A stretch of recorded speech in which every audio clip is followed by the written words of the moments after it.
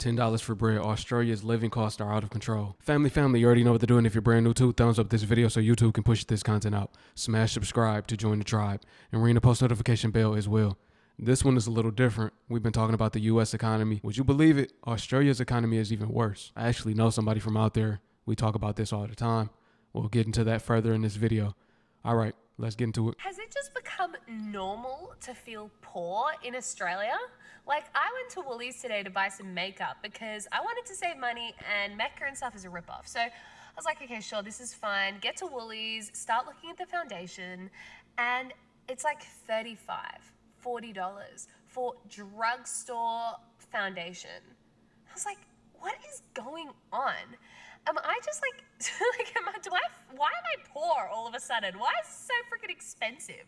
And then I'm like, okay, how long would it take me to work to be able to afford this? Now, for context, I'm 21. I have a full-time job. I'm just finishing uni. I'm not a slacker. I'm smart. I've got a good job. I'm probably earning like an average salary. It would take me, after tax, superannuation, and HEX debt repayments, over 2 hours of work for me to be able to afford a single bottle of foundation from Woolies. What the heck?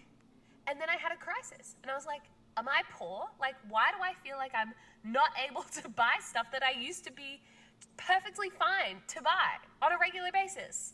I started digging into the data and I found out that in the last 2 years, our real wages, so that's what we're actually earning once you like deduct inflation, because that actually means you're not able to actually buy anymore, it's just inflation. Our real wages have dropped 9% in the last 2 years. That's why I feel freaking poor. So people from all around the world have been asking me how fucked the cost of living is part 3. Some give it to you. $9.50 for butter. Man. Go fuck yourself. $9.90 for a fucking 3 litre milk. You're off your head. $16 for a fucking piece of fish. Fuck off. $10 for a block of cheese. You're off your head. These chocolates are $16. What a fucking rip-off. $28 for a fucking egg. Australia's so lucky, or we get told. This is my fridge.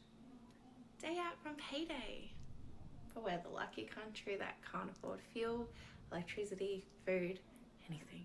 Count your fucking days, Coles, because in what reality are 2 cucumbers this size, yeah, measly, worth $7 whole? Man, Have you $7, $3.50 each. I like the accent and the way that they drop them F-bombs like crazy. It's just funny to me. Like, their sense of humor and everything is funny. Shout out to Australia. Like I said, I got a friend out there. We chop it up every day, pretty much. It's actually my business partner too, my crypto advisor, the whole nine. But man, their housing is crazy too. The average house price is like $700K, he told me. Drop a comment below if you're from Australia. mind? I just went and did, not even a grocery shop. I just went and got like noodles, soy sauce, the fucking $1 million cucumbers apparently, tofu, $60. A few other bits and pieces, but like $60. It's cheaper for me to order out, take out for 2 whole people with sides than what it is to go and get like bare minimum groceries. And isn't that because the CEO is busy taking home like $40 million a year? Okay, so that's like Thailand.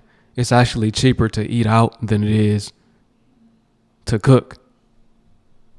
Now, I'm not one to get political, but the cost of living crisis is getting out of control, and it didn't really hit me until I came to my local barber in Campsie, where haircuts are now $10. I've been getting my fade here from a lovely not bad. since they were $7 haircuts, and I copped the price increase to $8 in 2022. But since then, the price has skyrocketed from $9 haircuts to now $10 haircuts in 2025. With the election on this year, Albo Dutton, if you want to get my vote, how about we address the cost of living for Aussies and the cost of a fade here in Sydney, because $10 for a haircut is outrageous. Back to you in the studio. Hey man, come on over to America.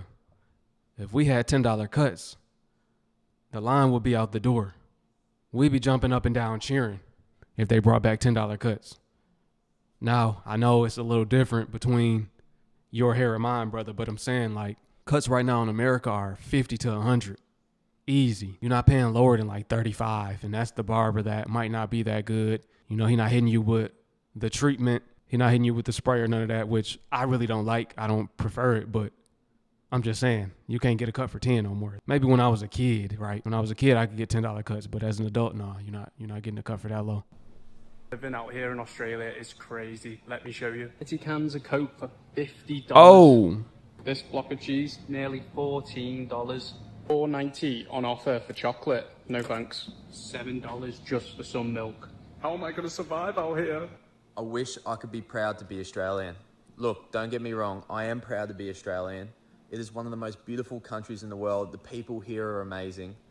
But with the rising house costs, the cost of living skyrocketing, and inflation fucking up everything, no one can live sustainable. I remember being a kid and 100 grand a year was like, you've fucking made it.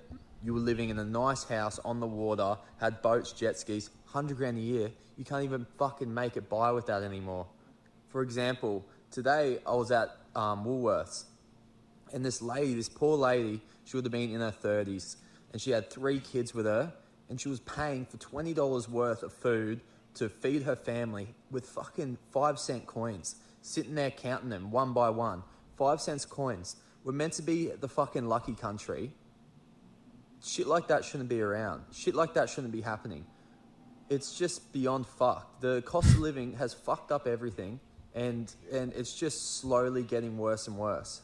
That's why the second I get a chance, I'm going to make as much money as I fucking can online, and I'm going to fuck off until shit sorts itself out. Because at the way it's going, we're all going to be fucked. $10.90 for a block of cheese. $4.23 for a couple of tomatoes. $3.70 for the cheap lettuce. $3.60 for literally the supermarket brand cheapest wholemeal bread. $6 for a plain packet of butter. That is $28.43 just to make a plain sandwich. No meat, just cheese, tomatoes, and lettuce. just for a wish sandwich is about 28. My brother right here saying, man, you ain't even got no meat on there. Add the meat, pause, no diddy. You coming out of a 50 ball. I don't know how much exactly, but I'm saying that's crazy. Community is doing it tough every day at the checkout. And what is this government actually doing about it? Apparently not a thing. They know what the problems are. Still, nothing.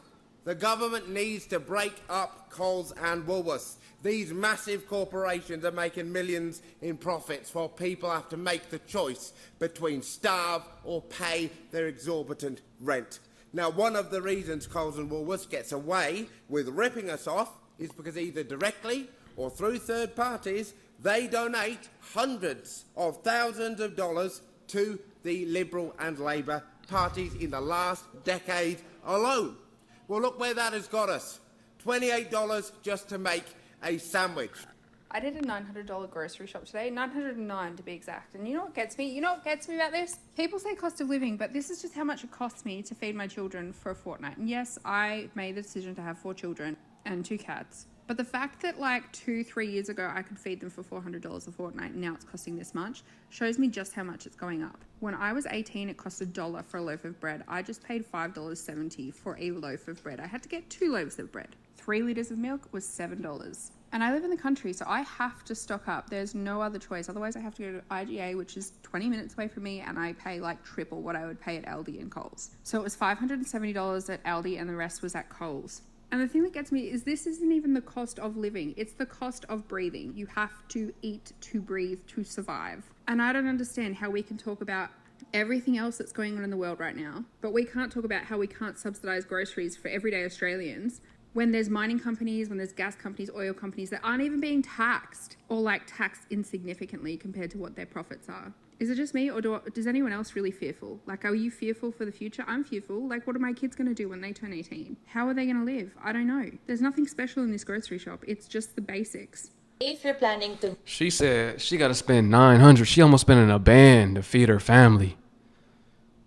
That's ridiculous. Now, it did look like she had a fair amount of groceries. Maybe that'll last a month. But $900 for the month? Yo, I'm glad I don't live in Australia.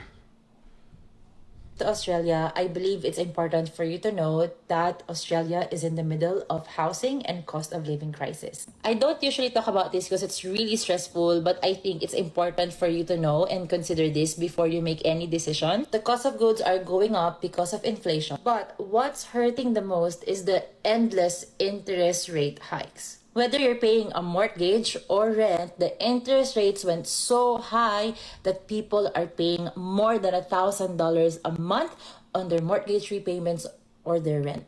At the start of 2022, we were paying $3,600 a month, and now we're close to paying $5,000 each month on our mortgage repayments. And there's a lot of us who are on the same boat. Even landlords are unable to keep up that they need to increase their rental fees. Hearing stories of people who are now paying $300 more a week on their rent. $300 a week, that's $1,200 a month. God. Whilst some people are able to manage this crisis, some are unable to and are forced out of their property. I don't mean to stress or scare you. I'm just telling you the current situation. So before you go here, please do your research and secure your accommodation if you can. Stay with a friend or a family member, that would be good, because it's very hard to find a rental property, especially near the city, and it's very expensive. I hope you like this content, and I hope you're not confused. I am nearly 27 years old, and today I am moving back in with my parents. This is not the plan I had for 27-year-old me, but that is just how bad the rental crisis is at the moment. I've been living on my own for the last 3 years. When I first started living on my own, I was paying $280 a week in rent. It was actually kind of fine to pay rent on my own, and I've never had like an outstanding salary. The reason why I'm moving back in with my parents is because my landlord wanted to increase my rent now to $450 a week. Now, I live in a small one-bedroom apartment in an old building. It's nothing flash. Sure, I live in a good suburb. I live in Malvern. I'm probably just paying for location. That's where my boy from. He from Melbourne. And yeah, it's expensive out there. It's really expensive out there. I don't think nothing is fairly priced. I'm gonna just put it like this. Different country, same struggle. This is Australia. That's not America we talking about, but they're going through the same things. People have to move back home with their parents, can't afford food. The housing market, it's all over the place, right? Can't even find affordable living no more. Different country, same struggle. I have to pay to do my laundry. There's cracks in the walls. Like, it's nothing flashy. Like, it's not worth $450 a week. That's like $2,000 a month. What are people supposed to do? I'm so lucky and I'm so grateful that I can move back in with my parents, but not everyone can do that. So what's your alternative? Like, you're homeless? The thing that really grinds my gears is that I am 99% sure that my landlord does not have a mortgage on this place, so that can't even be an excuse for landlords on here. She's owned this place since about 1980, and I know for a fact she has 2 investment properties. So she's just making money off what she can from the market. And I was like, there is no way I can afford this. And I have been an outstanding tenant, like outstanding. Rent's never been late. My inspections are always absolutely spotless. I've never caused any issues. And this is why my generation can't get ahead, why we can't buy houses. Like, I've been paying 20 grand a year in rent. But if I went to go get a house loan, they wouldn't see that as, oh, she can pay 20 grand a year. No, I have no savings because of how much I've been paying in rent and bills. That's why my parents were like, move home, you know, save that money and try and get ahead. I'm so grateful. I love my family, and I don't have any issues moving back home with them. I do have an issue with the fact that they live over the other side of Geelong, and I'm still going to be travelling to Melbourne for work. So that's going to be so much fun. But what do people do?